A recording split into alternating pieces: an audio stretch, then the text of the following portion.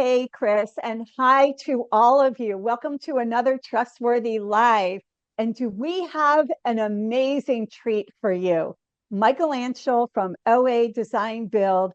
He's a leader in the remodeling and innovative creative design, sustainability, green, residential remodeling industry. I've known him for years, and he blew me away with how he shows up as a leader and as a human being in the world and in his company. What do you think, Chris? Yeah. Like, Yeah. it was great. It's an exciting conversation. And one of the things that I love the most about the conversation was a discussion around team dynamics. And sometimes it's organic, but very much it's intentionally, it's by design, building trust into how we work as a team, how we show up as a team, how we communicate as a team.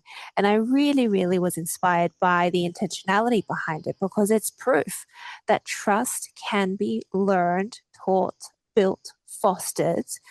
And I love the conversation about that. You're going to absolutely enjoy that. How about you, Susan? What's your favorite? Well, and I think the reason the team piece of it resonated with me as well is because how many leaders and how many of you out there own what happens? Like when something happens, Michael looks at himself first and he will explain how he does that. Did he set up the right communication, the right systems, the right infrastructure, the right support for his employees, for his clients' success, for his friends' success? Um, that is so rare today. I've had so few managers that start with themselves and are Mm. confident enough to start with themselves. And then the other thing, and I'll just give you a teaser, and then I really want to jump right in, is he lives and breathes the four-way test from Rotary. Michael and I spent time together in Rotary. And for those of you that don't know the four-way test, is it the truth? Is it fair? Is it fair? Does it build goodwill? And is it beneficial to all? And does it benefit everybody concerned? And when you live and breathe that, you have what Michael has to share with us today. So let's jump right in. Let's get started and let's bring Michael in.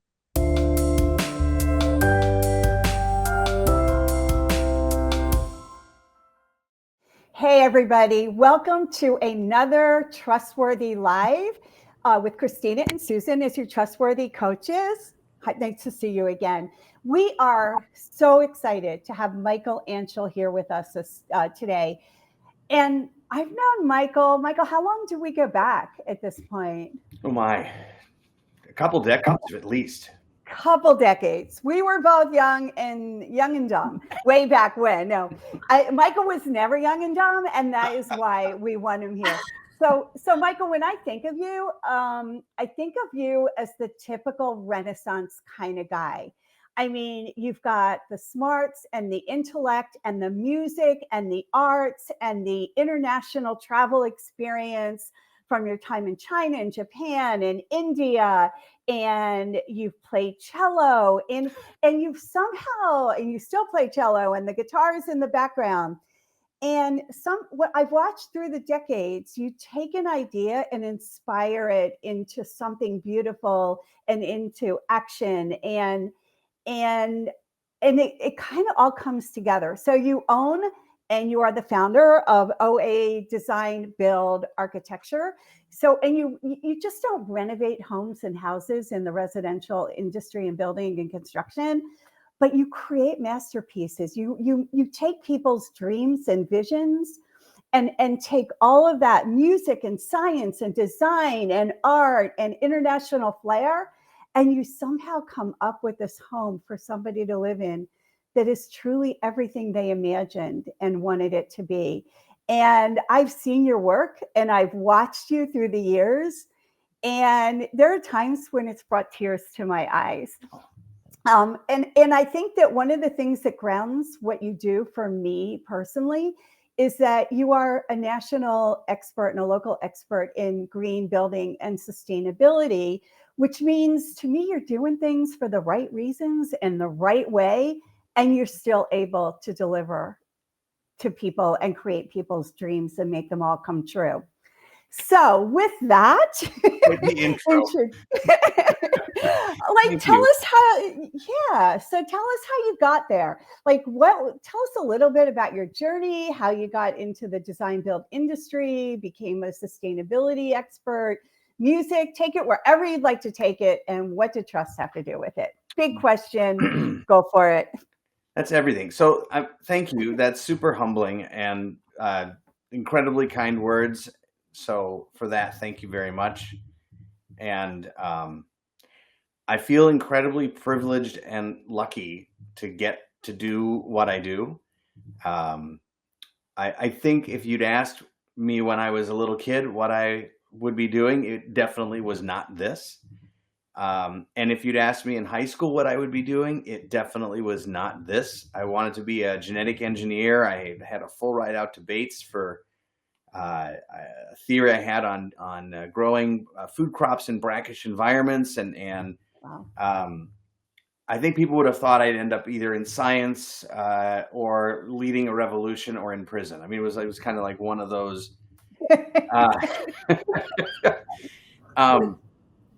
And the building industry provided this kind of I don't know, is it a confluence, an intersection of art and sculpture and science and also purpose, because I'm not doing new construction spec building like a developer who's just trying to turn a buck, but we're creating spaces for people where we try to understand them, their personalities, their lifestyles, and then create a space that is going to improve their well-being. It's going to improve their quality of life. It's going to be good for the community. It's kind of all of those things. So you get purpose mixed in there along with not just a vanilla thing that everyone will love, but something that's very specific and dialed into that particular person or family's life experience or things that they love and how they live. So, I think I sort of answered your question there. Yeah, so the way you answered it and what comes to me is it sounds so personal. And to take somebody and really understand them and deliver, how do you, and we're here to talk about trust, how do you get people to trust you in order to, because I also know that delivering that type of design is not inexpensive. And so not only are they going to trust you to be able to deliver their home that really represents everything they want out of their lives and how they want to live, but they're going to pay you for it too. So how do you, that's a lot of trust. So how do you, like, what is it about you and the way you interact with people that do you think that makes you trustworthy to people, to your clients, to your friends? I feel like I'm the least suited person to answer that question, because I've got all my own biases that are going to buzz around. Maybe I'll start with, I recognize that when we take on a project for a client, it is an incredible amount of trust that they have placed with us, and we have to be very careful with that trust. It's a financial trust. It's, many hundreds or thousands or millions of dollars that they're entrusting us to, that the end product not only will happen, but it'll happen as planned and will function as desired. Then there's all the other trust that comes with trusting in the communication. How are we going to behave when things are difficult? When things are good, I feel like it's relatively easy.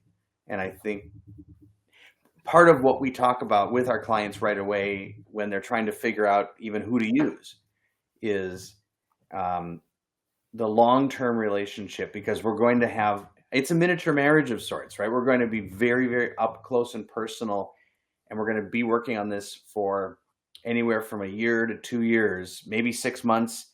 And we're going to have to understand their relationships, the things that they like, the things that they don't like, and especially in remodeling, where we're going to be in your space.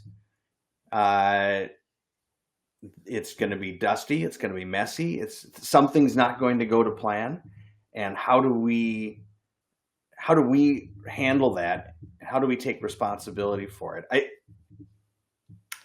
Culturally, there's something that we do in our company that I think might be relevant for your audience here. And at OA, accountability is a 4-letter word. We've stripped the word accountability from all of our cultural language, all of our employee handbook type everything. And what we talk about is personal responsibility. And that as long as personal responsibility is in place, then we don't need accountability. That accountability is, for us, is a placeholder or a stand-in for double checking on or being responsible to somebody else. And if you take on the client as if they're yourself, if you are 100% vested in their success as your success, then that responsibility is very personal. And when you fail to meet an expectation, you feel it personally. And I think that our clients very quickly realize how much we care about them, as if their house was ours, as if they were ourselves. So it's very much a standing in their shoes. We do you basically are a stand-in for them in the whole process. I can see how that can be really powerful, because you are approaching this like from a people-centered perspective, with putting care at the forefront. And there was something that you mentioned that I think is sometimes overlooked, because we always want to paint like, what does good look like, or what's the opportunity, or what's the great outcome we're looking to achieve. But then you also mentioned something around managing expectations. Like, how do you deal with things when things don't go wrong, or how are you keeping it real with your customers and clients around, like, you know what, things are going to get messy, and there's going to be a lot of dust or residue or whatever that is. And I think there's power in really calling out those elements, the things that are not just like the glossy things to look out for. Yeah. So two ways that we do this intentionally. Intention, I mean, of course, intention sits at the heart of everything, right? So what is the intent? Was the intent meant? Was it executed as intended? If the intent was if it was well intentioned, as human beings, we feel that. And that Rotary 4-way test is, I mean, it's in our office, it works. It's a great philosophical tool for problem solving difficult conversations. Why don't you, for our audience, tell everybody, if you can quote it, what it is, if you remember it enough to quote it. Sure. I mean, the short, the paraphrased, right? Is it fair to everyone concerned? Is it the truth? Is it beneficial to everyone concerned? And does it build goodwill and better friendships? So in this problem that I have to solve, is it the truth? Right? It's got to be the truth. Truth could be subjective. So, all right, next step, right? Is it fair to both parties, and is it beneficial to both parties? And at the end of the day, are we going to be able to maintain this friendship? Are we going to have a richer relationship, having gone through some kind of adversity, right? We went through we had our dark moment, we got to the other side, but we held hands and we did it together, right? So the language we use internally is we sit on the same side of the table as our clients, not across from our clients. And we are their advocates to this industry. That's what they brought us in for, is to help them navigate this thing. To answer your question, second step, right? So there's the moral framework that we have to have, being very intentional about how we communicate, removing the story from the communication, right? So there's a thing that happened. It happened. And now we're going to do this. And removing all the preamble and all the story that comes with the thing that happened, and just, that's what happened, right? Somebody did something, but now we're here, and we're going to look forward for how we're going to move forward. And we're not going to sit back doing the finger pointing. It's not valuable to the process.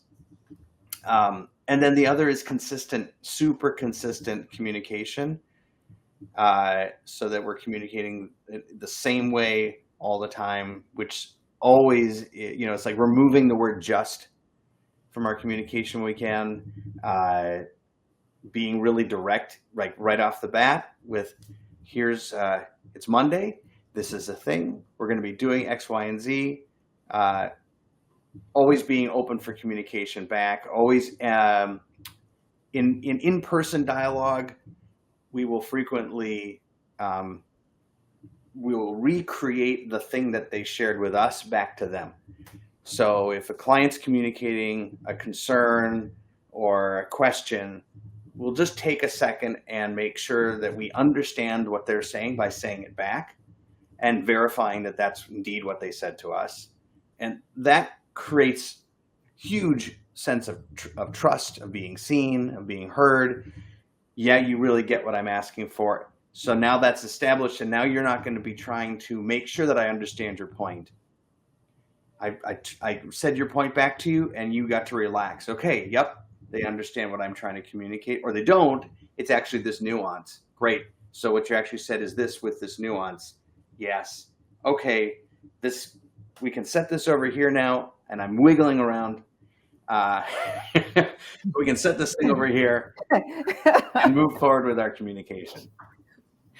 I love how you explain this, because it sounds simple, but it's not. And I want to intentionally call that out and commend you on that, because something that I speak a lot about in transformation, like corporate, transformations, is that the most common form of communication is miscommunication. And not only is that a fact, but you have put steps in the way that your teams work, what is acceptable and unacceptable communications, even to the point of these are words we don't use to, engineer a better outcome. It's built into your process. And so I do want to commend you on that, because it's one thing to acknowledge that miscommunication happens a lot. It's another thing to actively avoid miscommunication. So bravo, because we don't hear that a lot. Well, that's awesome. Yeah, thank you. Of course. And I'm curious, does that extend as well to the cross-functional team? So, you've got your customers, your clients, and then you probably are working with sub-consultants, vendors, other people in the supply chain as well. It has to be. It has to. You have to have to is a terrible word that I should not be using. It is best when. See, again, there we go. Like words we try to remove. Should. Yep. People should, or they have to. Or try. How about the word try? Yeah. Yoda said there's no try. You either do it, or you don't do it. Yeah. Try gives you an out. Yes. I love systems and process. I know that they don't replace culture. So I'm not the systems process fanatic who ignores culture, but I think systems and process that emphasize and strengthen culture are powerful. And I use a chaotic management structure that I stole from air traffic control. But you have to have if you're going to do something, I believe it has to be done the same way all the time without deviation. And it's the deviation from the process that whenever we've had an issue, it is someone deviated from a process for whatever reason. But if we're going to communicate, and it's going to be how we communicate, and it's going to be authentic and come across as being authentic, it has to be baked into how we communicate. And so whether it's our subcontractors or our vendors, the same respect, the same directness, the same honesty has got to exist across the board. And I think that if you were to ask our vendors, they would all say that everybody in our team communicates in a way that's very respectful and very kind. And when people screw up, we just acknowledge that there was a mistake, somebody screwed up, and it needs to be fixed. We don't need to have yelling and shouting. It just, there's a problem. Right. You don't need the drama around it. You just fix it. It's part of everyday life. Yeah. Yeah. The drama is so draining. So inefficient. I'm pretty dramatic, as you know. So, so now what you're saying is I drain everybody. No. Probably I do. You have some amazing storytelling skills. That's a good kind of, that's like the arts kind of drama. That's the drama you want. Okay. So I'll remind you at some point that you said that today, just in case we need to circle back. So I have a question. We talked about vendors and subcontractors. There are a couple things that you talked about with clients, which I really like in that, and then we'll bring it back to your team. We've talked in our Trustworthy Labs about how we're also big on signing contracts with schedule, scope, budget, that kind of stuff. But we really don't spend the time defining how the relationship is going to work and how we're going to interact when things work or don't work, and what does that look like. And it sounds like you do a lot of that, which is probably a big part of why people stick with you and they trust you. It sounds like a lot to bring your team along and create that culture internally so that you're delivering consistently to those clients and working with your subcontractors. Can you unpack a little bit about how you build the team internally to trust that this is the way they're going to be successful, that this is the way they're going to find meaning in their work and meaning in working for OA? How does that happen? Is it your magic? Is it like what happens? Magic wands. That's it. You're going to come in, work for us. This is it. They have a little potion. They drink it, cast a spell. All it is. Easy. I think that's a really, really, really difficult question.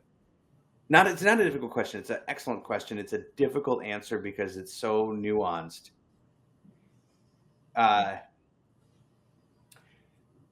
Bill George, he was the CEO of Medtronic. He wrote a book called True North. He's written a couple variations of the book True North. And one of the things that I hate business books, just on the table. I hate leadership books. I don't hate, that's the wrong word. I don't find myself drawn to reading self-help books or business help books or any of those things. You read the title, you understand the premise of the entire book. You're kind of done, right? Radical empathy. Guess what? So I should be I should be very empathetic. I got it. Okay, no, got it. Don't force. Nice. Okay, I got it. Right?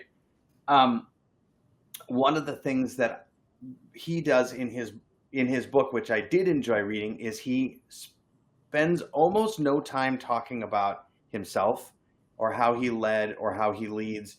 It is his interviews with other leaders and his description of how they led and what got them to lead in the way that they led. And you get about 3/4 of the way through the book and you're like, Bill's never going to tell us how he led, because his point is leaders lead differently, and copying somebody's leadership style isn't the answer. You have to figure out who you are, why you're here, why are you leading, and lead from that. If you're heart driven, you then lead from the heart, and don't try to be an EOS like type driver, right? That's just two different things. So for me, I don't love, I have a difficult time with people sometimes, right? I don't offer enough compliments. I don't acknowledge people when they've done a great job. I have a difficult time receiving compliments. All the things that I know about myself, and can be very upfront and direct with my team about, this is me, this is how I am, and I need to understand how each of you are, so that we can work together. And we have to have personalities that function well with each other. And what I found is when you start the conversation with, I'm not perfect, I don't know all the answers, this could be completely wrong, we're always open to change and new ideas, but we're going to start from here. And as we go, if you've got an idea for how it could be better, or better, so efficient, any very permutation of the word better, then bring it in and let's discuss it. The rule is you can't come in with a complaint unless you come in with a solution. So you can't say, I don't like process X. You could say process X could be improved. I think process X could be improved if we did this tweak. Let's consider it. And that creates very quickly a culture of creativity and a culture of constructive criticism that really is constructive. In fact, I just onboarded a couple new hires, and they gave really clear feedback, like within the first hour of onboarding, how much they appreciated that we had a process and had, for our communication specifically, it was really well outlined, and it left, like, they didn't have to figure out how are we supposed to communicate, when are we supposed to communicate. That was done, and so they could move into, okay, so when I'm here, this is how I communicate, and that made them feel more confident in communicating in that style. Wow. I could be completely wrong on my beliefs on how and why this is working, so feel free to shoot it all down. No, but you're getting the feedback directly. So I mean, how wonderful for anyone to start a role and to have clarity during the onboarding process, not only of kind of what you're going to be doing, but like how to make sure that your voice is heard and that you're able to convey, your ideas. Like that's a wonderful start. Thanks. So yeah. you wanted a hack or a tip, and writing a process for absolutely everything is an impossible Sisyphean task. So what are the things that you can write process for that are really easy? Answering the phone. You answer the phone on the second ring.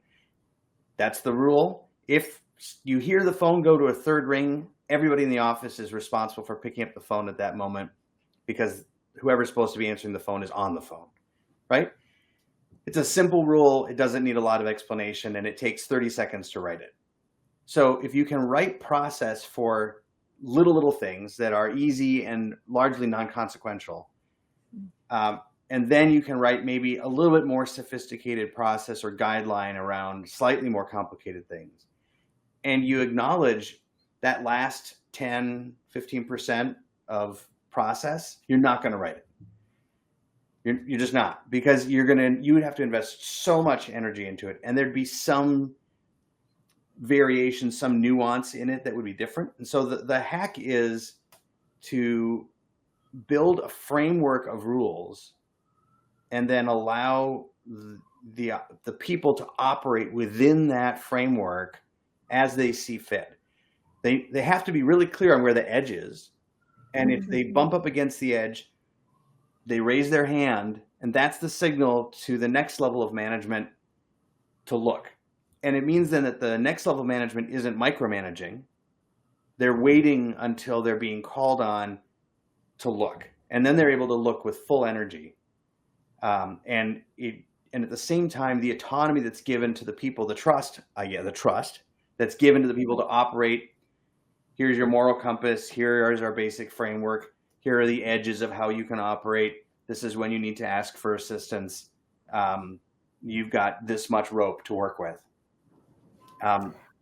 What happens if that doesn't work? Like, that sounds fabulous. I love it. I would function incredibly well in this scenario. What happens if it doesn't work? Where do you go with that? Yeah, because it doesn't always work. Exactly. Right? Somebody doesn't raise their hand. Somebody shortcuts something. Somebody deviates from a process. There is no single answer. I will just note the So what happens when it happens? How do I want to answer this? I think I want to go back to less to, because when it happens, you're gonna have to problem solve for whatever the issue is that arose, right? Somebody didn't estimate properly, they felt bad for the client, and they didn't want to put the proper margin on something, and so then you found your right, or they were embarrassed that they didn't draw a detail properly and it got missed, and they kept just kind of glossing over it because whatever reason, right? Mm-hmm. You're going to have to address those things. What's more interesting to me is then looking back at the framework and saying, well, what was it that we did there that either had the individual feel like they couldn't or didn't want to acknowledge the deficiency or the challenge? Or was it was the definition of that frame not consistent? Right? Was it, oh, well, we had 3 scenarios and it was a little hard to tell which one you're in. And so, right?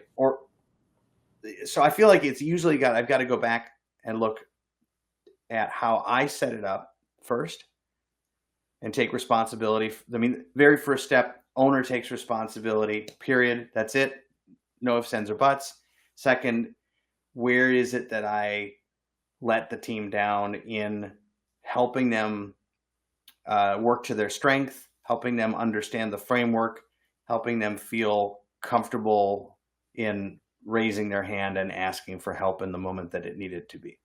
So the trust of the employees, I think, stems from the owner taking responsibility and being willing to start the process with the wrong with an error being at the top.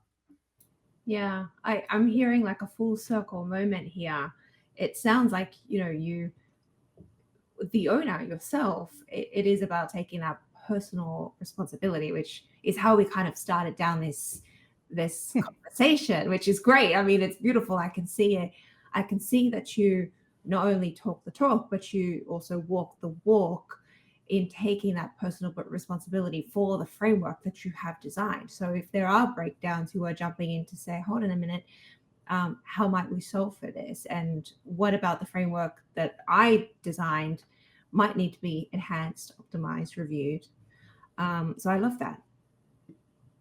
Always being continual improvement that's the buzz phrase, right? We're always, that's it.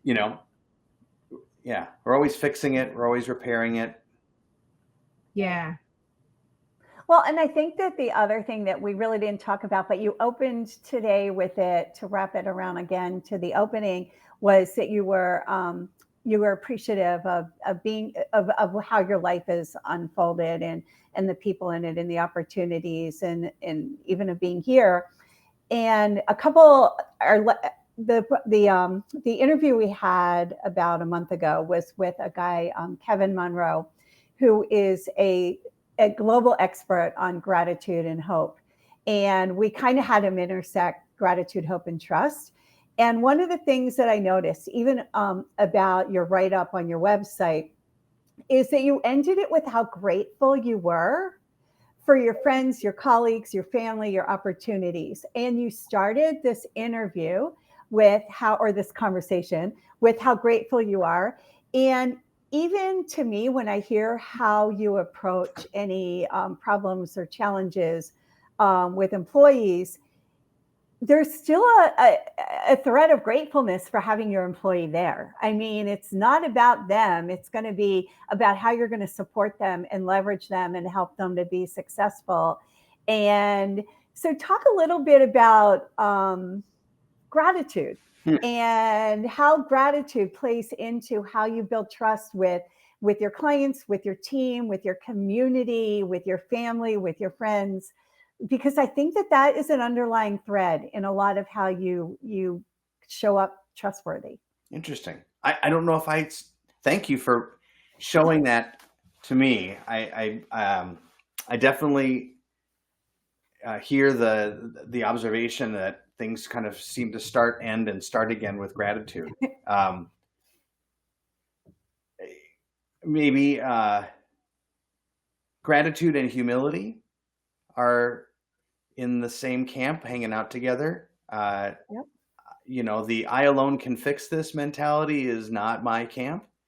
And the, I mean, yeah, right. I don't want to, you don't, I'm stumbling over my words and I apologize for that. No, and I didn't give you that question ahead of time. So, you know, I was just occurred to me as I'm hearing you know, talk. I mean, so it seemed maybe the things that come naturally are the things where less, the parts that I work on or that I'm aware that I need to work on might be the parts where it's been pointed out that I'm deficient or I've been challenged by, and we all have our strengths, the things that we naturally do. And it might be that the default is, of course, you're grateful for, right? That might be my default. And so I'm not maybe being as intentional in thinking about it because it feels like that's what good people should do. Is the clients are giving us the opportunity to work on their home or to create a home. They could choose anybody. So thank you. Right? I mean, and then they trust us to do some design and some texture and stuff that's maybe a little less traditional. And so we get to play and push a little bit. And so that's another huge thank you opportunity. All of the people who actually have to show up and do the physical work is a huge thank you. That part feels like the easiest. It's like the easiest thing to do is to say thank you and mean it. Like of all of the things we can do in a day, whether it's at the grocery store, you know, or whatever, any place, is just like that act of thank you is easy. It's an easy thing to give. It's you know, it's like a smile, right? Costs you nothing. It makes the other people around you feel happy. Compliment. Again, the currency it's the least expensive thing you can do, but it has real value. It has, especially in today's world, you know, where there's the rhetoric and the vitriol is so pitched to show up with a few thank yous in your pocket and some acknowledgement that doesn't have to be sappy. I'm not saying like as cool as a land acknowledgement is, right? You know, we don't need to start each meeting with a long drawn out thank you to everybody. It's when it's meaningful and heartfelt.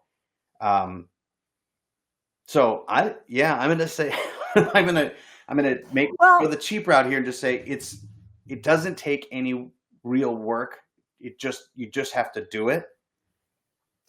And I think once you do it and you watch somebody react to it, you kind of make their day, right? Because we all just want to be heard. We want to be acknowledged. We want to be listened to, and we trust somebody that really is creating that environment with us. So when you say thank you, I'm like, you're welcome. And then I bet that person smiles, and I bet that person wants to keep you around, right? And so I think it's a great little hack. That's another little hack.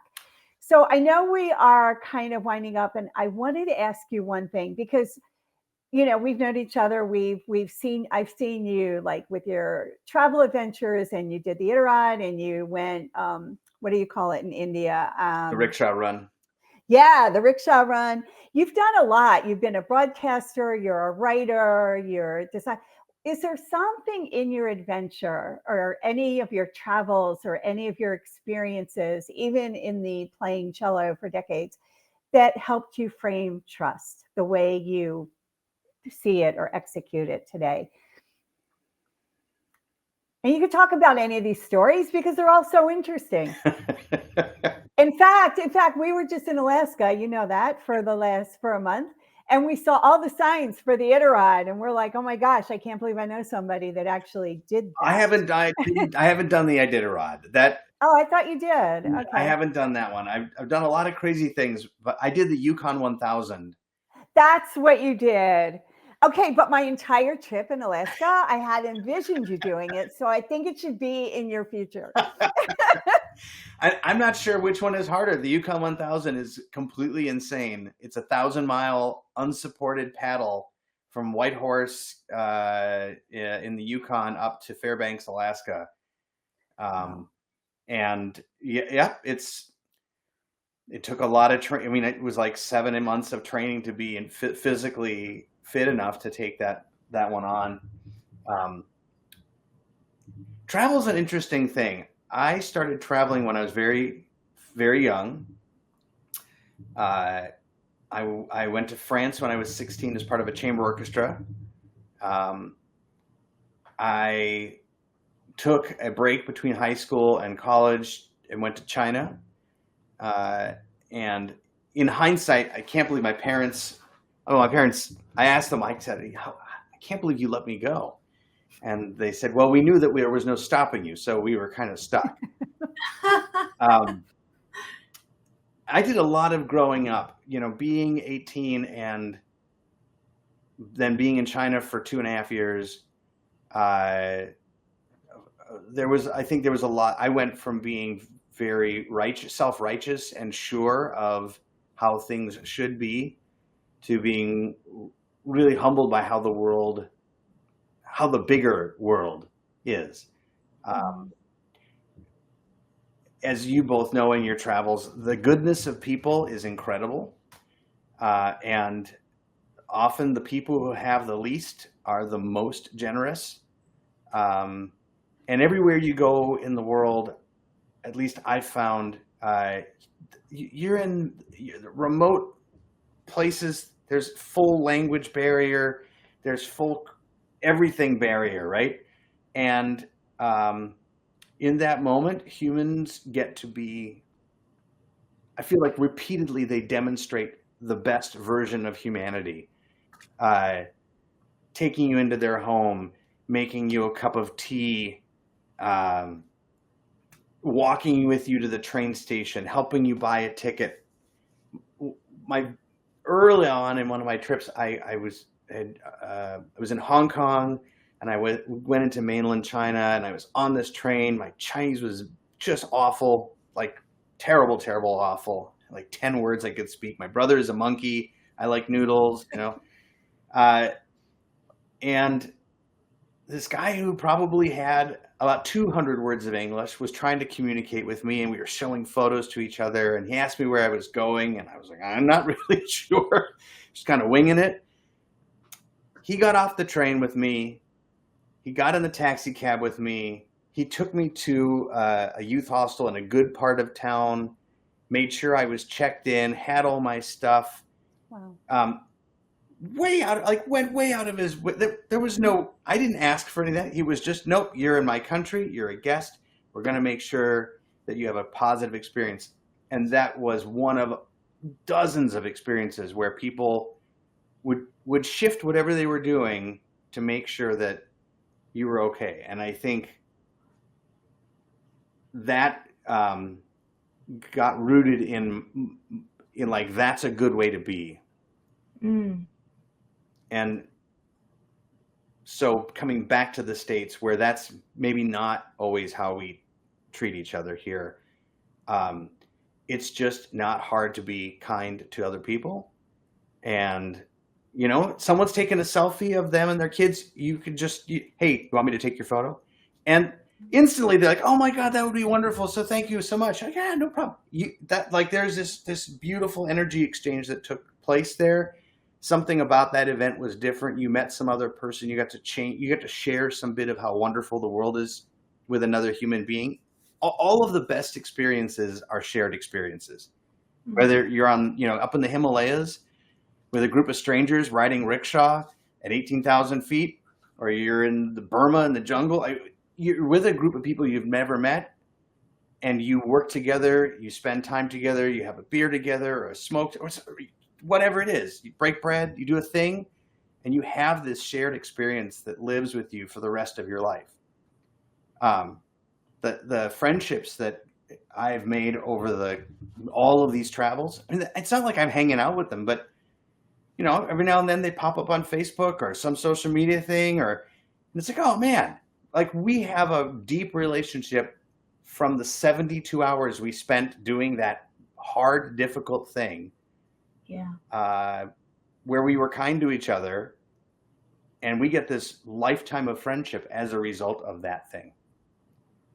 Yeah. That's huge trust, right?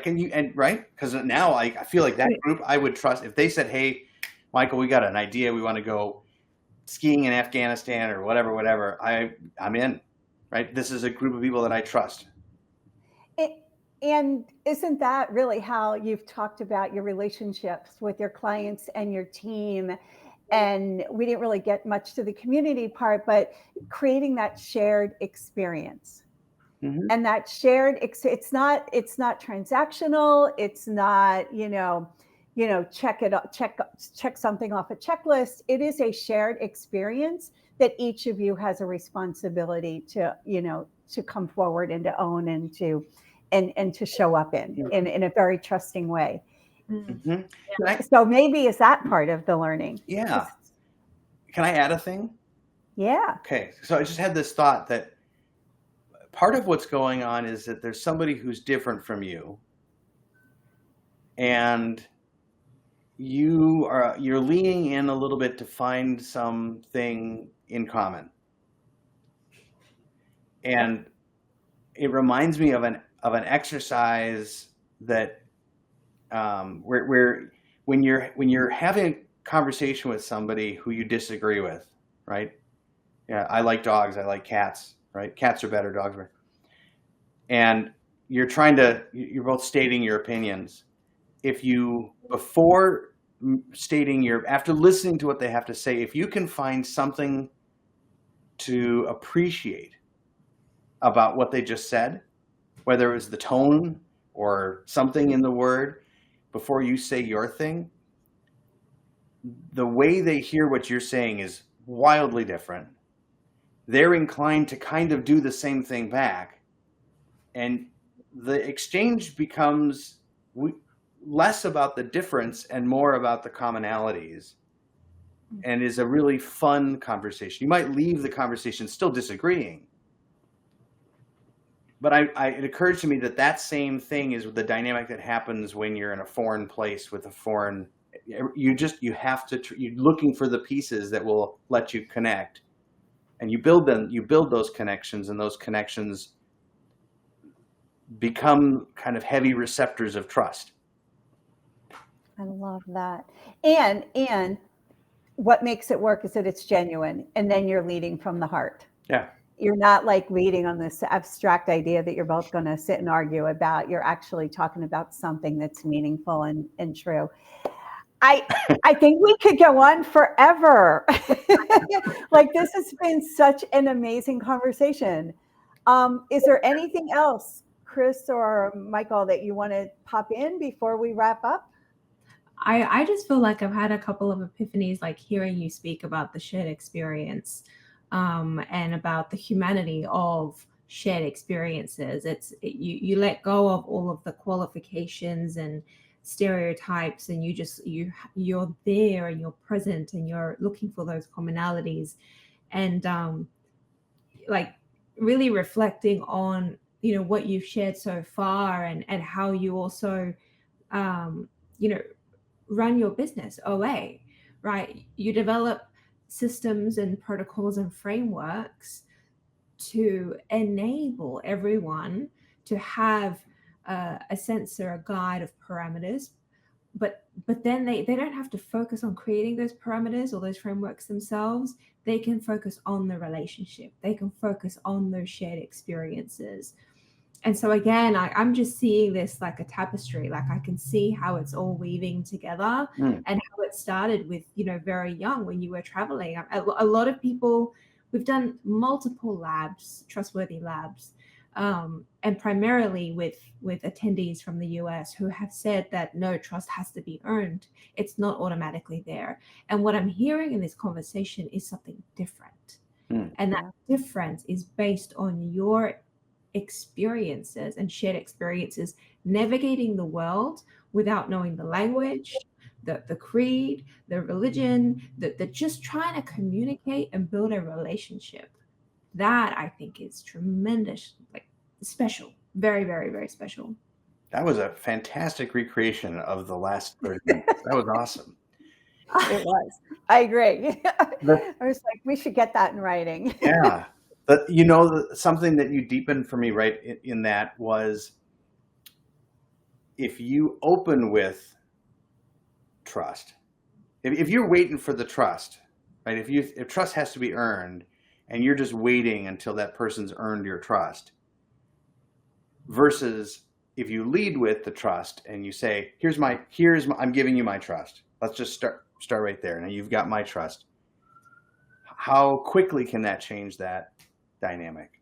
I want to add, the last thing was just, this is our 31st year in business, and we have failed so many times in those 30 years. I don't ever want someone to think, oh, you know, you opened your doors and you had the playbook and you just ran. You're like, nope.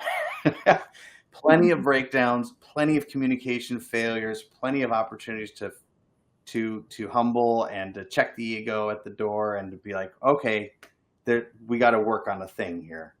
And it's never done. The work is never done. The work is never done. Exactly. So Michael, thank you so much. Really thrilled to have you. We'd love to have you back, and we could keep exploring this for even longer and tell travel stories and share experiences. And it was just like a really insightful, inspiring conversation.